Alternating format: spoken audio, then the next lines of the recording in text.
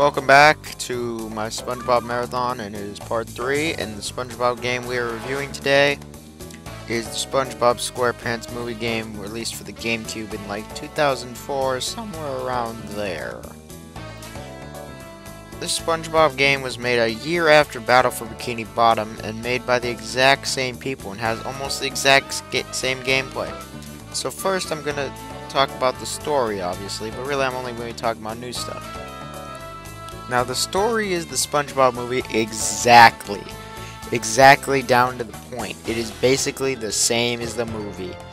Mr. Krabs gets framed, and SpongeBob needs to go get King Neptune's crown. That's it. It's exactly the same. There's really nothing for me to say. It's a great story. So I guess we'll just go on to the gameplay. The game is a 3D platformer, and the controls are exactly like Battle for Bikini Bottom, which I will now refer to as BFB, because I don't want to say Battle for Bikini Bottom, because that's a long-ass title. In this game, you play as Patrick and SpongeBob, obviously. No Sandy. The levels in this game are way more linear than Battle for Bikini Bottom. Shit, I just said that. Only, these levels are a lot more streamlined, basically. Like, they're still kind of the same general idea, just way more streamlined. Instead of golden spatulas, you collect Goofy Goober tokens now, and the levels are based off the movie. There are two new types of levels to the game, and these are full-fledged levels. There are the slide levels, which appeared in BFB, but these are full-fledged levels, where you can't get out or anything. And the driving levels, which are completely new.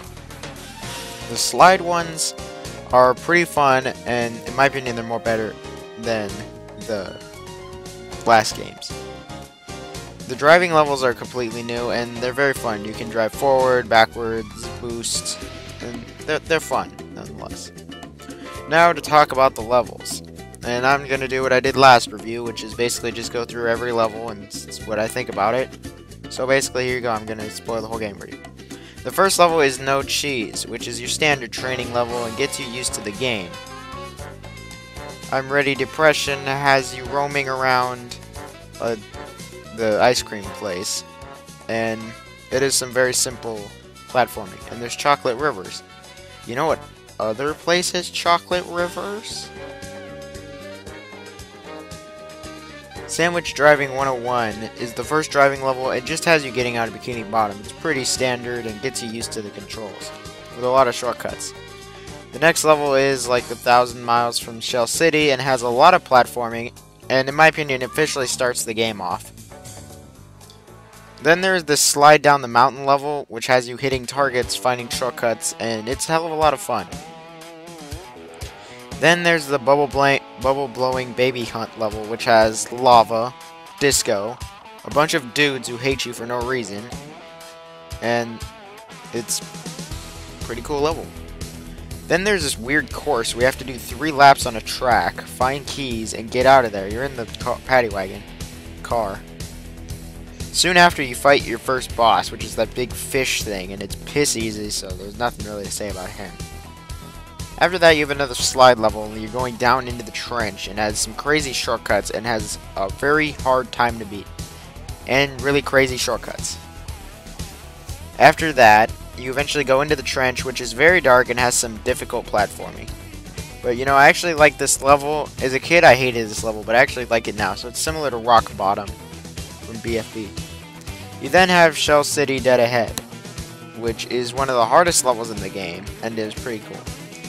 You then have a boss battle against Dennis, which has you running from Dennis as he hits toilets at you.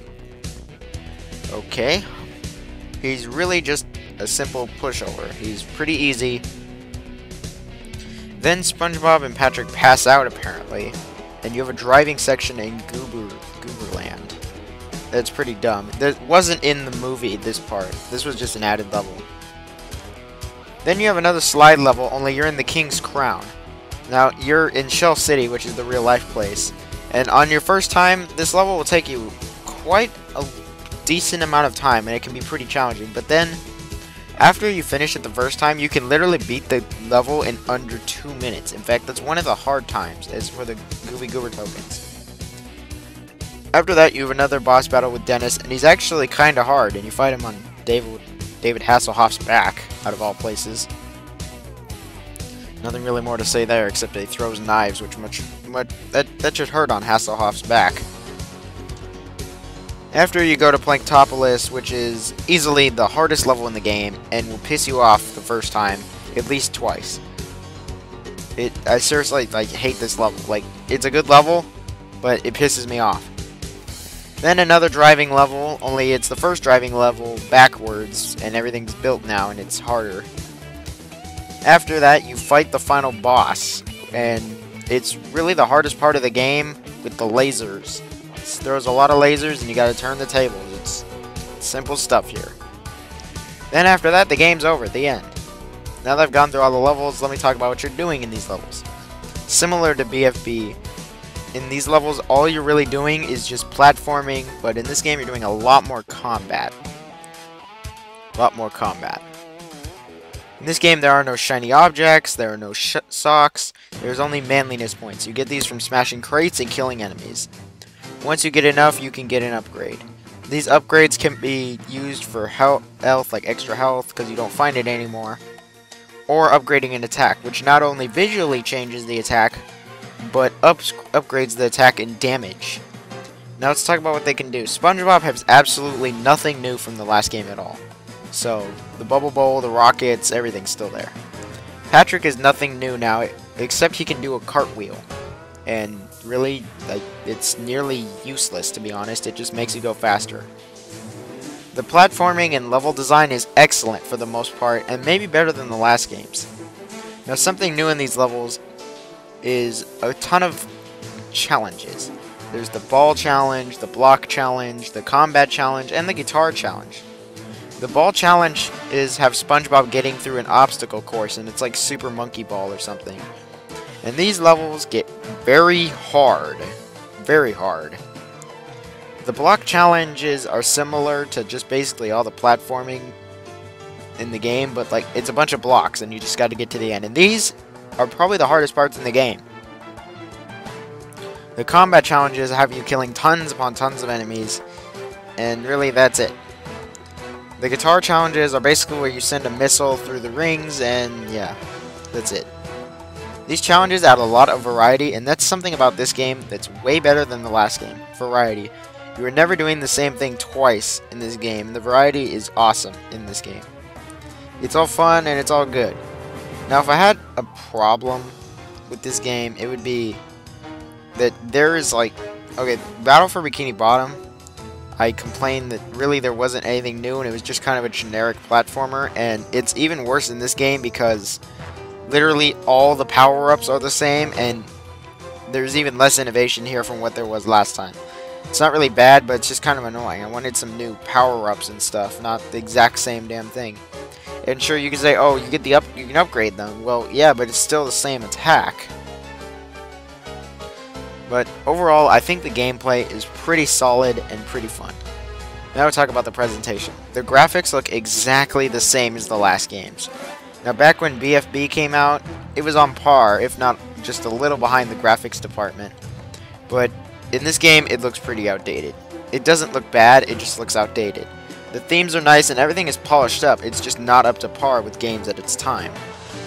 Like other games that came out in 2004, it doesn't compare really to some of them. The frame rate was perfect, which was critical in a game like this, and the textures overall look fine, except in the trench, of course. And lip syncing is kind of sketchy, and the characters look how they do in the movie, except Plankton, who looks like a little green piece of shit or something. The cutscenes use the movie's cartoon and is like a slideshow, and that's just stupid, like that X-Men 3 game. So the graphics are okay at best. I mean, really, the problem is they're just outdated. They look dated, they're outdated. Even for the time, they were outdated. That's my biggest problem with them. The sound is just as good as it was in the last game. The music is pretty good, but there are a few levels that actually don't have that great of themes.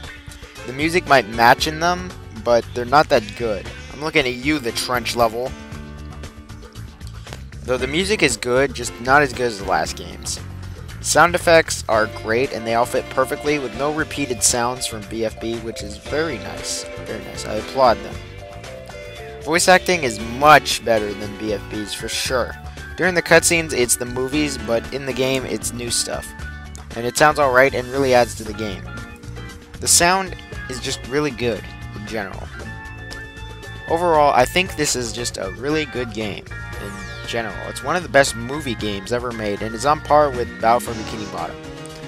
Now, I know that I'm going to get this question a lot, which do I think is better, BFB or the movie game? And to be honest, I think they are tied. They are both awesome games, and you should check out both of them. They're just really good games. Both of them have their ups and downs, but I think that they're both really fun games. This game is available on GameCube, PS2, and Xbox.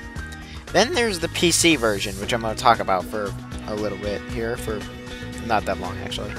The PC version is a point-and-click adventure game that I played through on my Let's Play channel, so you should check that out. Subscribe, rate, comment, like, follow me on Twitter, and be friends with me on Facebook, all that stuff.